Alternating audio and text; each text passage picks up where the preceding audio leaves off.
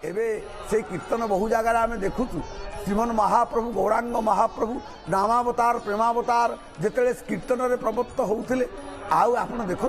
से मृदंग ध्वनि अच्छी से तानमान अच्छी किंतु से प्रेमपूर्ण हृदयटा कहीं ताकू तो आम खोजुचु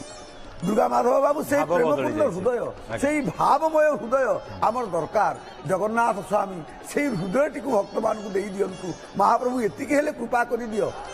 अच्छी से ही वाद्य से मृदंग ध्वनि अच्छी से ही तान मान किंतु कहीं से ही प्रेम पूर्ण हृदय सुधामय साम्य ज्ञान अतएव आज श्रीक्षेत्र में जो सुंदर भजन कीर्तन एवं स्तव स्तुतिर अपूर्व स्तर अपूर्व जो परिवेश सृष्टि होती भगवान को दर्शन पाई नयन जो आकुलता और व्याकुलता फुटी उठुची आपड़ देखिए नवधा भक्तिर एक जमी पूर्ण गर्भ रूप नहीं जाइछंती मैत्री बड़दाण्ड सत जमी नवधा भक्ति आज मैत्री बड़दाण्ड को आर्द्र सिक्त प्लावित रससिक्त एवं कर्दमाक्त कर पकई एवं से समस्त स्नान कर पकई महाप्रभु जी होती स्वयं समस्त भक्तिर एवं समस्त ऐश्वर्यर माधुर्यर ऐश्वर्यर जी होती खणी आज से विश्वचिंतामणि आज वितरण करुँच कौन ना आज मोर स्नानोत्सव को तुम्हें दर्शन कर एवं तुमर मनोवांछित जहाँ तुम मागिबा को आसीच समस्ते यू मागि नियो एवं मु विश्वचिंतामणि बसी स्नान पर मनीषर मन मनीषर शरीर टिके शांत हो जाए मनीषर मन टिके निर्मल हो जाए तेणु आमको दरकार यही शुद्धता आमको दरकार यही निर्मल भावना आमको दरकार यही विमल विभूति टिके आउ दरकार नहीं हृदय निर्मल हो गले ता भितर पवित्र भक्ति अवश्य स्थानित हो पारिबो एवं ये जो पवित्र वस्तु आपण देखिए भगवान जगन्नाथ स्वामी जो स्नान ये स्नानोत्सव स्नान लीला या ठारू पवित्र वस्तु आ कौन हो पार जो प्रभुंर नाम को स्मरण करदे जिते अपवित्र अवस्था आपण था आपण पवित्र हो एक शास्त्र तो कहले मुक्त कंठरे ओम पवित्रम अपवित्रम वा सर्वावस्था गतोपि वा जस्मरेत पुंडरीकाक्षम सबाह्याभ्यंतर शुचि आहा माँ सुभद्रा देवी सुभद्रे कांपिल्य पुरवासिनी माँ जगत जननी माँ जगदम्बा पराम्बा कल्याणमयी विश्व जननी आदि आमको दर्शन दे कृत्य कृत्य कृतार्थ करुँच कालिया शांत एपाखे बसी अच्छा बाम पार्श्वे एवं से एपटे माँ सुभद्रा दक्षिण पार्श्वे भगवान बलभद्र प्रभु बलराम आम समस्त को रमणीय नेत्र कटाक्षरे चाही रही भक्त मान देखुं हे महाप्रभु यही स्नान मंडप यही वेदी हूँ प्रकृत में आमर हृदय एवं आम हृदय जिते हृदय वेदी उपरे जिते यही स्नान महाप्रभु करदेवे से आम जीवन धन्य हो सार्थक हो कारण ये हूँ भावकल्पर कथा आजिकाली समय किसी अभाव ना केवल गोटे जिनसर अभाव ताहा हूँ भावर अभाव तेणु से भावकल्परे आमको हृदय वेदी उपरे महाप्रभुंर स्नान उत्सव को अनुष्ठान करने को हम ये हूँ तात्विक दिग कहीं ना प्रत्येक जिनिस पिंड ब्रह्मांड तत्व भितर आमको बुझा हम केवल बहिर्जगत घटना घटले हम ना आमको अंतर्जगत यही स्नान उत्सव जोगदवा पड़ो जमी कहुए गंगारे धनमणि कर तु स्नान बुड़िले मुक्ति पुणी उठिले पुण्य आरे धनमणि जदि गंगारे तू हजिगलु ताहले तोर मुक्ति हो गला ना जदि ऊपर को उठी पलि आसिलु ताहले बहु पुण्य अर्जन हो गला ठीक सेमती आमको ये जो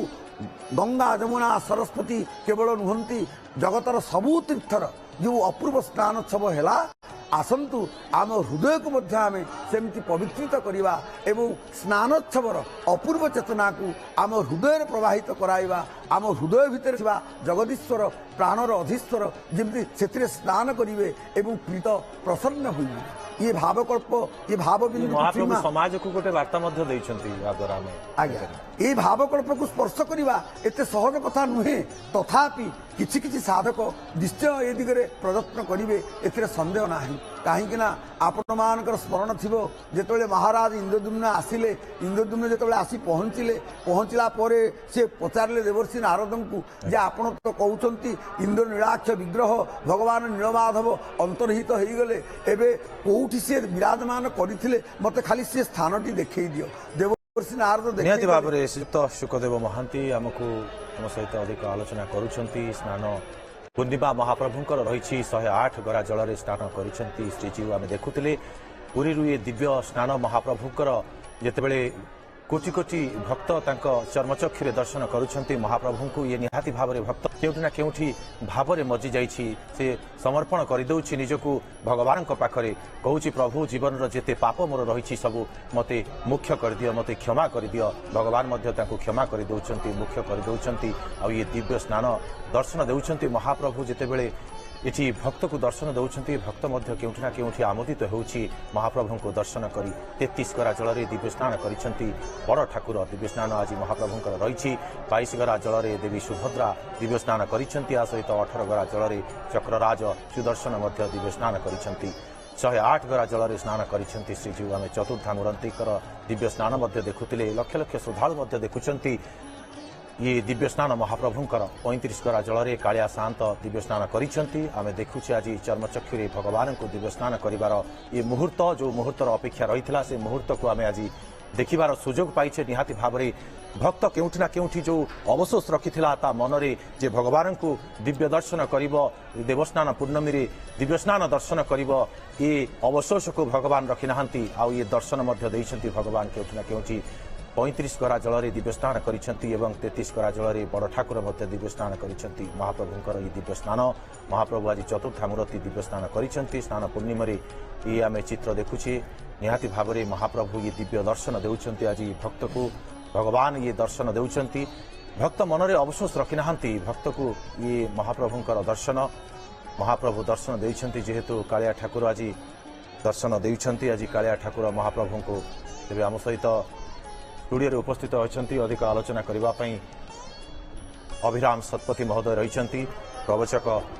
तेबे आप देखुले दिव्य स्नान महाप्रभुंकर आज रही दिव्य स्नान सरला ये दिव्य स्नान जो रही आपर नीतिकांति कौन दिव्य स्नान नीति तो सरीगला महाप्रभुंकर जो दिव्य स्नान नीति रही आम अपेक्षा करते भक्त अपेक्षा करते तार दर्शन कले आपर कौन सब रही महाप्रभुंकर नीतिकांति जय जय जगन्नाथ जय जय जगन्नाथ जय जय जगन्नाथ कदाचित कालिंदी तट विपिन संगीत करबो मुदाभीर नारी बदन कमला स्वाद मधुपम रमा शंभु ब्रह्मा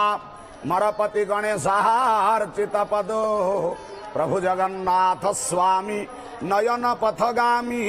भवतु में जय जय जगन्नाथ जय जय जगन्नाथ जय जय जगन्नाथ स्नान तो स्नान पुणी दिव्य स्नान